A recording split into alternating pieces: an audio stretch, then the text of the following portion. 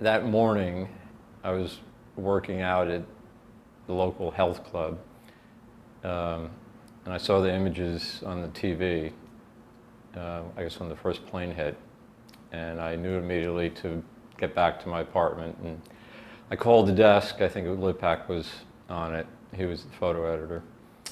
And so I came in, and I think we discussed getting a cityscape type picture. So that's the first image of more or less the cityscape of one tower down and one in flames burning. I guess I entered what was probably Church Street, or what was left of it, and almost immediately I saw a group of firemen setting up a flag on a pole. At this point, it was probably an hour or two after the second tower had collapsed. One of the things I thought I would encounter when I got really close, basically ground zero, was that there'd be mayhem and victims and people injured, and that was just not the case.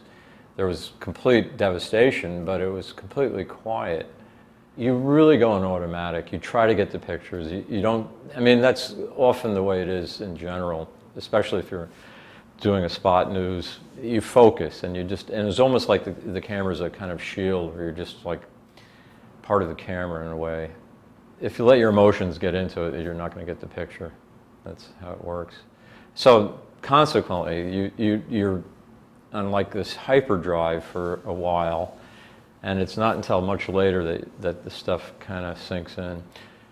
You really couldn't take in the magnitude of what really happened in terms of human life, and that came later, days later, when all these posters were throughout this Midtown, and that's when it really became heartbreaking, when you saw the people holding up a picture of their family, one friend, brother, sister, and hoping that they'd be still alive somewhere. New York always has this kind of energy to it, and crazy energy, and I think eventually that was transferred into a kind of a paranoid energy. People are worried, not about anything specific, but in general, which I think now people just accept, but it was hardly the case back then. Personally, I would not like to dwell on this. Most of the people I know would not either. Just sort of, okay, it happened, let's forget about it.